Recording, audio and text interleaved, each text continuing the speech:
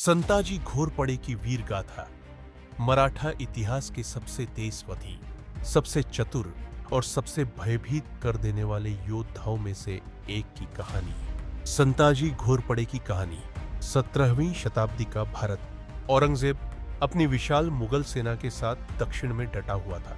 मराठा साम्राज्य कठिन दौर से गुजर रहा था, लेकिन इसी अंधकार में बिजली बनकर उभरे संताजी घोरपड़े। कौन थे संताजी घोरपड़े? पूरा नाम संताजी मालोजी। घोरपड़े पद मराठा सेनापति। काल छत्रपति राजाराम महाराज का शासन। पहचान गनिमी कावा, गुरिल्ला युद्ध के महान योद्धा, मुगलों के लिए आतंक। शिवाजी महाराज के देहांत के बाद जब मुगल सेना ने महाराष्ट्र को रौंदना शुरू किया, तब संताजी घोरपड़े ने दुश्मन को चैन से सोने नहीं दिया।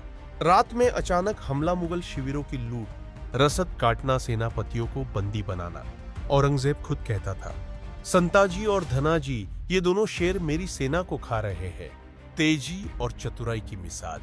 कहा जाता है कि संताजी की घुड़सवारी इतनी तेज थी कि मुगल सेना को पता ही नहीं चलता था कि हमला कहां से हुआ और हमलावर कहां गायब हो गए। उन्होंने कई बार मुगल सेनापति कसिम खान और अन्य बड़े अधिकारियों को पराजित किया। इतना महान योद्धा, लेकिन अंत बेहद दुखद रहा।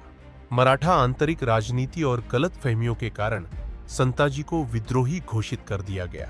सन 1694 में नागोजी माने नामक सरदार ने धोखे से संताजी घोरपड़े की हत्या कर दी। संताजी घोरपड़े भले ही इतिहास की किताबों में कम लिखे गए हों, लेकिन वे साबित करते हैं कि रणनीति